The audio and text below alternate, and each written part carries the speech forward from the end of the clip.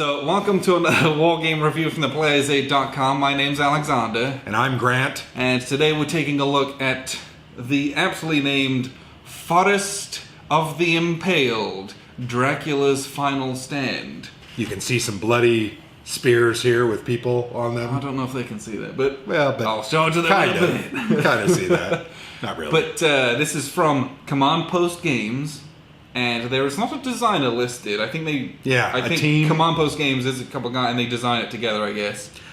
So I don't know who to credit it to. So they did a good job. I mean, I think it's an interesting game. Yes. Whoever's name is on it. Yes. NA. Thank you, NA. Thank you, Nah.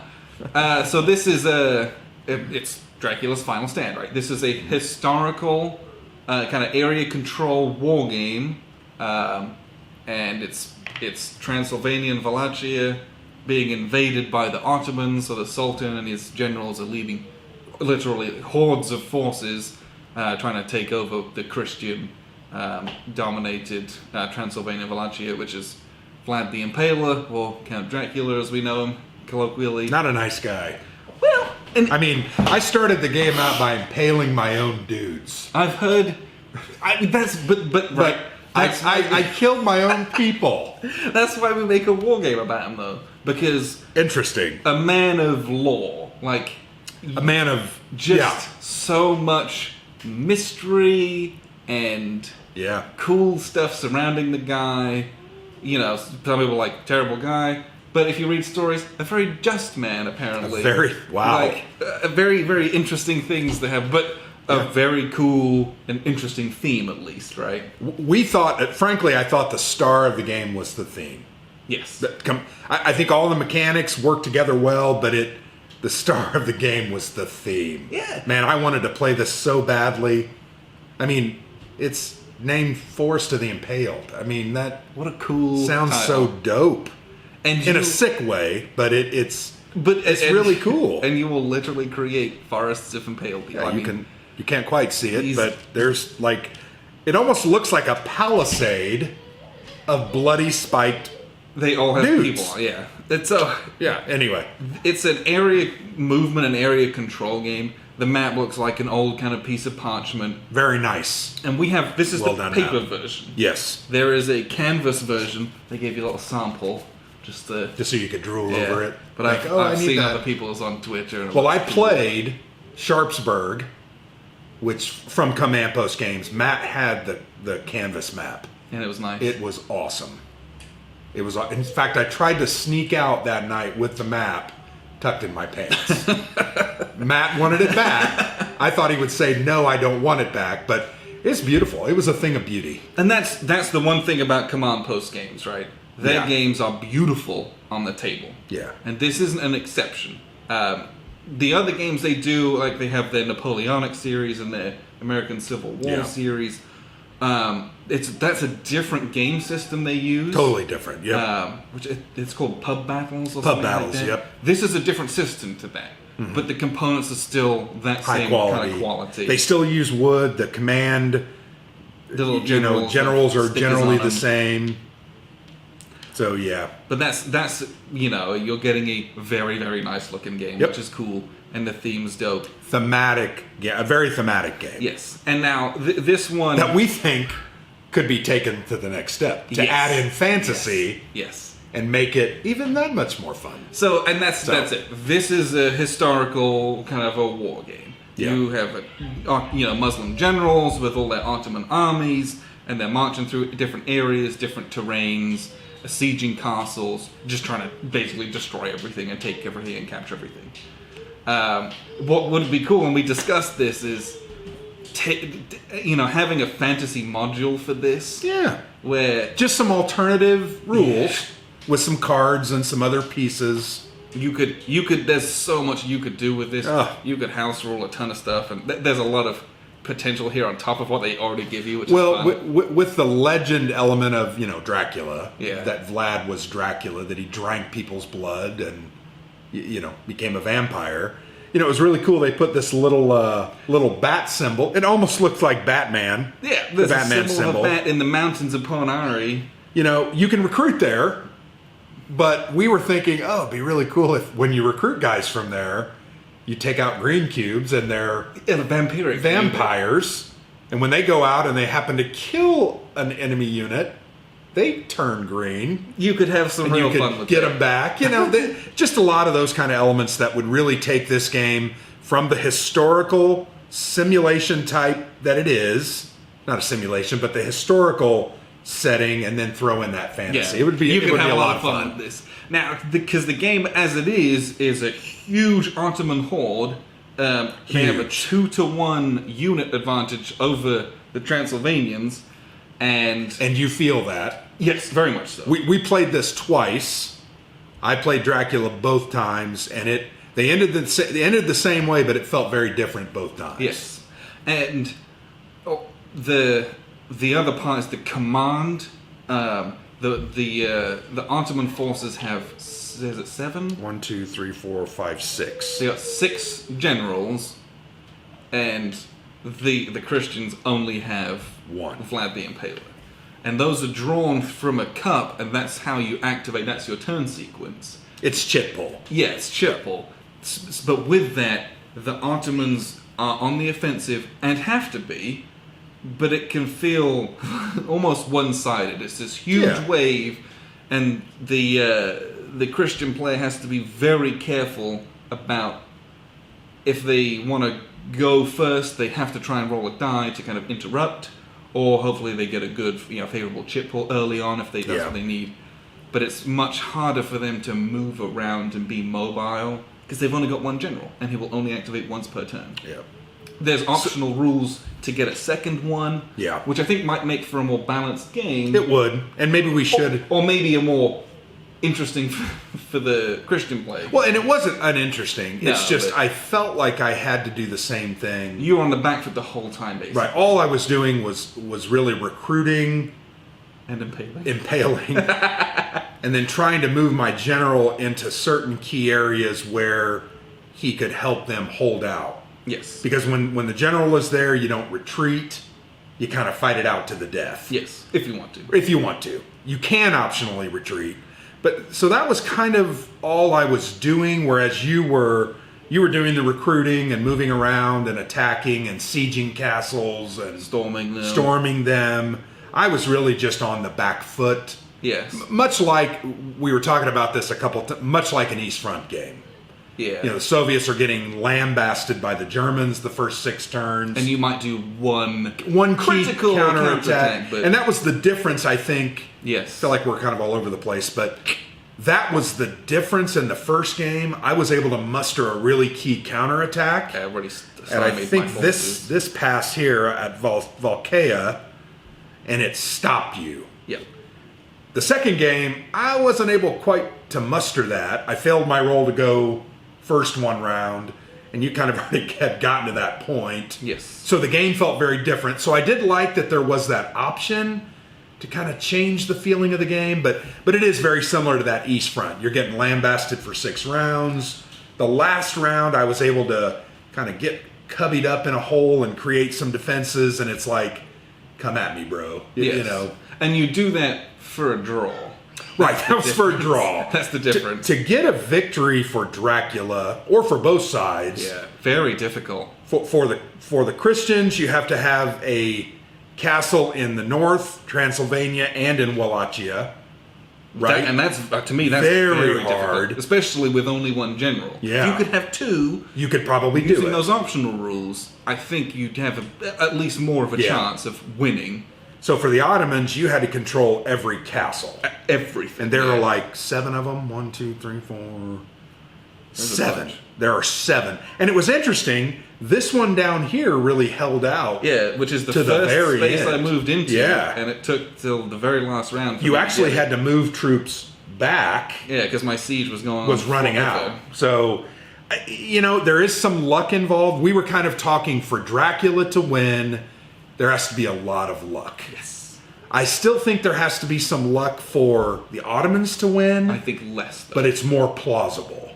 I guess that's... Still difficult, but still very difficult. This game's going to be a draw 90% of the time. I would imagine that's the case. Yeah. Now, to me, I played the Ottomans. It's enjoyable to do this. Yeah. Playing, it's fun. walking your huge legions into forests of impaled people doesn't feel good because they have to make morale checks. Otherwise, they see all the impaled run people away and they literally run away. And you're like, the Ottomans, whilst they have forces, using them and mustering them can be a challenge if Dracula places his impalements and his castles correctly. And the other part of that is setup is very important in this one. It is. And Dracula gets to go first, setting up all of his units, and then you go. And the Ottomans your setup's pretty set up simple. fairly similarly every time, although you might just overload one side slightly. Well, I was thinking about, I think you kind of evenly split your armies, kind of 12. Didn't you do about 12 guys it was 12 guys in every space with one general. I'm wondering if you maybe should have put 6 on the wings and focused more towards the center, but because your armies that reached the middle were actually your right wing, and what other army reached? The army that came in through here, and so your wings actually made it up. Interestingly enough, because there's more castles in the middle, right? The flanks are a bit more interesting. But that's just it. For a game. I mean, we played it the first time, and we were like, okay, it's not a complex war game. No. It's an 8-page rulebook, and it's nothing you should be scared of. Most people could learn this. And it plays in about 45 minutes. And it's a dice masher. Yeah, it is. You're just going to roll a bunch of dice. Tons of dice, and I hit on a 4, 5, or a 6. Yep. Yeah, it's really not complex. There's some nuances to how you do all that, which is very interesting. But really, it's moving around, chucking dice, hoping for the best. But setup is so important. The first time we played this, I was kind of rolling up in certain places. And playing it a second time, we knew what to expect from a gameplay standpoint. Oh, here's what things might look and feel like. And so we made very different tactical choices. What I did is I kind of created a series of roadblocks. Not roadblocks, road bumps. Yeah, speed bumps. Just speed bumps to kind of slow you down. And it worked fairly effectively. Yes. So, but it came down to the end where I was up there trying to recruit. And it worked pretty well. Recruit, impale. In the very last square. Yep. And you did so. You repulsed my very final assault, and that caused the draw. Caused the draw. And again, I think that's going to happen probably most of the time. Yep. What I'll do is I'll kind of show you the map, and then we'll wrap up with a few final thoughts. So here's a look at the map, or at least this is a section of the map I've kind of zoomed in, because down here there's a whole bunch of glare from my lights. But the game is played with kind of these wooden rectangles, and the red ones are the Ottoman forces, and the black ones are the Christian forces here. And this is the end of our second game. You can see you've got a Vlad up here, and he's defending his very last castle in northern Transylvania. And he's got one guy in the castle. This little red T is a tower. It's got one tower, so it can fit one troop unit in it. And these 5 troops are arrayed in the field, and this little standing up and down guy, this is an impalement marker. Now Vlad the Impaler, he can impale anyone from the dead pile on his turn, and he sticks them out. That's, and the dead pile, for reference, at the end of the game has an awful lot of Ottomans in it, as well as a bunch of Christian troops. So you can put out a lot of impalement markers. And you can see here he's created the most you can have in an area is 6. This is one of the areas here. So we've got 6 here, and he's got 6 down here as well. And the way this game works is the Ottomans are trying to move from the south of the border all the way to the north, taking all the castles. They can't move through these mountainous areas, so the game is played through these big kind of lanes and channels going through the mountains, basically. There's one up here on the flank too, as well as up in Moldavia over off the side of the board. But creating these choke points with all the impalements is a hindrance, and it slows down the Ottoman forces. It might not, kill them or stop them outright, but it'll slow them down, make them weaker, and that's really important for the Christian player just to hang on, because a lot of the times they're just trying to hang on till the end of the game. Now, the way this game works is there's these 7 command chits, and these all match up with these generals cubes. So here's some Ottoman generals. If we can't get these in focus. Oop. They have these really cool symbols on them, and then on top they have the Ottoman symbol. So I know which ones they are, but the opponent only knows that they are generals. So a general might, when his chip gets pulled, so let's say we pull up this guy right here, well that's him, and if he's stationed in an area, we'll stick them all here in Castle Dracula, that'd be fun. He can move with up to 12 units, and he can kind of move and attack. So let's say he's going to move down to this area. So he's got 2, 4, 6, 8, 10, 11. So he's got 11 units. And he's going to move with all of them into this area. Now in this area we've got 3 impalements. So my units are divided up into groups. For the Ottomans, each group is 2 units. And that's because their generals have a command rating of 2. Now the Christian player has Vlad, and he's got a command rating of 4. So he can group things into 4 units. And that is important with some different aspects of the game, which we'll get into. So because there's 3 impale markers, 3 of my groups are at risk. So I'm going to roll 3 morale checks. And I'm looking for a 4, 5, or 6. So one of my units passes. And when they pass, they remove this impalement marker and they move on in, no big deal. These 2 are fails. So these 2 groups get scared and they say, nope, not going in there, that's horrifying. So they stay back. There was only 3, so everyone else can move in, no big deal. So these guys all move in there. Now these 2 that failed, these impalement markers stay there. Why this is important is in an area where there's 6 of these impalement markers, if I move 12 troops in there, 12 troops in groups of 2, each unit might fail and go back, so you get into some pretty bad odds at times with even moving troops in. So now that my troops are in there, well, now they've got to find the enemy. Let's put Vlad down here so we can have a fun fight. So the way this works is, Vlad, he can organize his units into groups of 4 or fewer. So he's got 1 unit of 4 and 1 unit of 3. Whereas this Ottoman leader has 3 groups of 2 and 1 group of 3.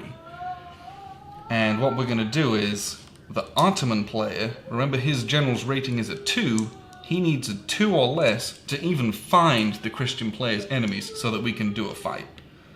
So he's going to roll, for his 3 groups of 2, he needs a 2 or less. Oh, that was a very good roll. And then the group of 1, nope, he failed. So this group and this group are with their leader and they find the enemy. This group of 2 and this group of 1 back here, they're considered lost. They're literally wandering around in this region trying to find someone to fight. Vlad has to find us too. So Vlad, his group of 4 and his group of 3 only need a 4 or less to find me. And that's because Vlad has a very high rating. He's a very good leader. So his group of 4 finds the enemy, and his group of 3 also finds the enemy. So currently, the Ottoman player has 4 units, and Vlad has 7 units. And when we roll dice at each other and try to kill each other to death. And this is a game where you fight till either someone retreats or everyone's dead. So when we've both found each other, which we have, the firing happens simultaneously. So the Ottoman player rolls their 4 dice, 1 for each troop, and they roll. You need a 4 or 5 or 6 to hit. So we've got 2 hits, and we've got 2 misses. And Vlad has 7 troops. He's going to roll the first 4 against these troops which he found. And he rolls 2 hits. So we do 2 apiece. Vlad removes 2, and the Ottoman player removes 2. Now, Vlad had an extra 3 troops. he can optionally use them to ambush these 3 lost troops. So you remember, these troops found the enemy, these guys did not. So it's almost as if it's a surprise attack. So he's going to optionally do it. You don't have to do this, because there's consequences. He's going to do it just for the sake of this rules explanation. So he's going to roll 3 dice, and he kills 2 of them, and they don't get to fire back, because they were ambushed. 1 of them he misses. Now that he's been ambushed, he can shoot back. So he rolls 1 dice, and rolls a 4 and does 1 hit back. Now that everyone has attacked or has been attacked, we do a second round of combat. And we basically go for it. There's an option here where the defender could retreat if they want to. They don't. The attacker could retreat if they want to. They don't. So we basically, everything now is simultaneously because we've all been drawn into the fight. So we're just going to roll the dice. And we roll here 2. Ooh, yikes. 2 Christian hits and 0 Ottoman hits. And this is the point at which the Ottomans are like, run away, I'm going to retreat. No good. But that's combat. And so this is pretty rough. That's rough for the Ottomans. Because now they've got to try and muster more forces and go back in. Well, as soon as they go back in, you've got to make those morale checks on those impalements that are there. And then Vlad might start moving around, recruiting more guys, bringing guys in. But that's really how this game works. It's a very, very simple game.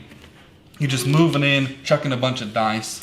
The only other thing that's really, really important is the castles. So let's do Castle Dracula just for funsies. So if there's a castle, this has these 3 red T's for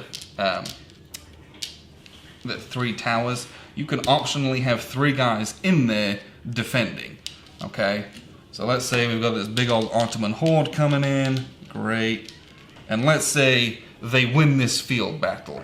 Kill a bunch of guys. And these guys have to retreat. And they're going to have to retreat because there's no leader there. There's no general. So they're going to bugger off. Now, the Ottomans have the option to either siege this castle or storm this castle. And that's an important decision because this game is 1, 2, 3, 4 rounds long. When you siege a castle, you lay siege to it, and you put one on there just as a marker. It's been under siege for 1 turn. At the end of the turn, I roll a die. I need a 1 or less. Oh, amazing, I roll a 1. This siege breaks, you kill everyone, you win. More often than not, you don't do it. The second round, you roll a 2 or less. I roll a 4.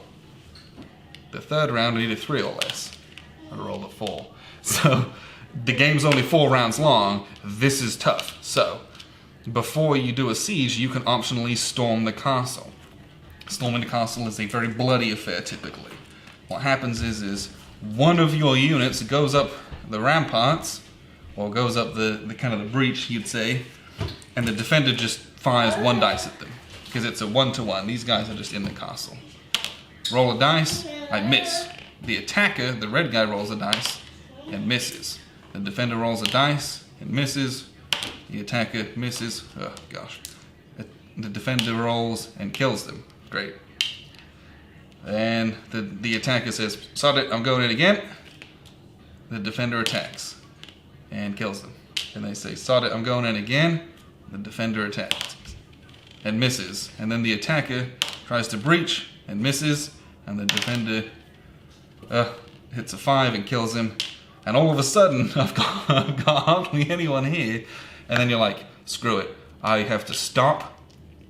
As long as you've got 1 more besieger than the besieged, you can continue. You can say, I'm not going to storm at anyone. I'm just going to do a siege. Call it good.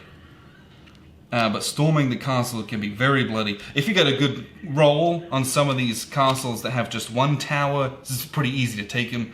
On these guys that have 3 or 2 towers, things can get very bloody, and it uses a lot of Ottoman resources. So there's some cool choices to be made there. But again, it's a dice chucking game, so you'll see swings and things, and you'll get terrible rolls, and yes, really strong castle will fall immediately. Things happen. But all in all, that's a lot of what this game is. Let me just show you the rest of the map. You basically got the Danube down here. All the Ottoman forces start down here in this region, and all of Dracula's forces can set up basically anywhere. And you're just moving all the way up the map, trying to take out all these castles with the red X's or the T's on them for towers, all the way up to the top of the map, all the way up here. This is the last castle you'll probably take.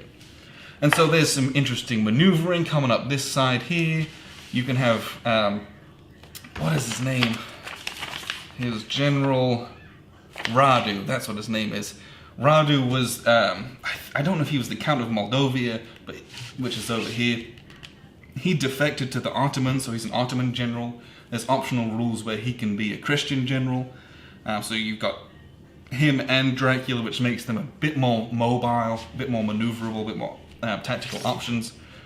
But Radu can just stroll in through Moldavia. He can recruit in Moldavia and then can pummel Transylvania. But movement-wise, that takes a lot of time, so it'll be turn 4 before he's actually doing anything. So there's a lot of cool choices in what is still a very simple and very accessible and playable game. So that's basics of this game, and what we'll do, we'll wrap up with a few final thoughts. So that was a look at the map, and a really nice map it is. It's a beautiful game. Yes. And I found that Sharpsburg was also beautiful, especially when you have the little, the little formations and you use the stick. These games are very well done. They're very well made, very high quality. They play well. So this map is kind of like it's monotone. It's dark. It's very dark. Yep. It looks like an old parchment. It's thematic. What do the other ones look like? So it looks more like almost like an Atlas style map. Okay. But it looks like a hand-drawn. Yeah, it definitely thing. looks hand-drawn with the trees and the formations being a little, drawn on there. The rivers. Does it have more color? This has the Danube, and that's it. It's pretty. I want to say it was colorless. Okay. Or if there was color, it was very basic. Muted. Okay. Yeah, it really looked like an old command map. And that's what this is supposed to be as well, that you right? would pull out and lay on the table and hey, we're moving our forces around. This is the way it would have looked. Okay. We just need a stick. What do they call those? I couldn't. A snooker cue. A snooker. That's what it is. Just kind of move them around. That's what I think these are intended. Yeah, so I really liked the look and feel of this game. Playing with the pieces is always fun to do. It was a neat design with a very cool theme, right? So what I would say, because I agree with everything I think if this was any longer of a game, I would not like it. Yes. If it did not play in under an hour, I would not like this game. And I think the reason is I'm not sure the outcome's going to be that drastically different every time. No. So to me, you're not really playing a game. You're more going through an exercise hoping someone makes a blunder or a series of bad rolls. But it was once again, I don't want you to, it's cool. Yes. I just think I like it that it's short. I agree. If it was any longer, I think it would be too long. This says it's playing time 1 to 2 hours. I don't agree with if the 2 hours. If this takes 2 hours, you're doing it. Well, and the game is designed for 1 to 7 players. Yes. So you could have 6 Muslim players. Yes. Right, Ottomans, and you could have 6 different players, and they all could be doing different things. Yeah, so in that instance, each of the generals is controlled by a different player. Yeah. And they cannot communicate. At all. The only time they can communicate is if they are literally, these 2 generals are in the same area, those 2 can talk to each other about the game. Do this. Oh, do this, do that, do this. Other than that, they cannot communicate. And Dracula has to enforce that. Yes, and you have to be sitting there, hey. There's a series of counters here, and it's like, you can't talk in a code. You can't talk about other things. I'm going to attack here. You follow up and move through. Yeah. If you get busted doing that, Dracula gets a reroll token. Yeah. Which can be devastating. Oh, could be very bad. And there's like 7 of them. So if you get caught over and over again, which you shouldn't because that's bad manners. Yeah. But, but that would be very fun. And I'm going to take this to maybe some places where we can get lots of people playing just to experience that.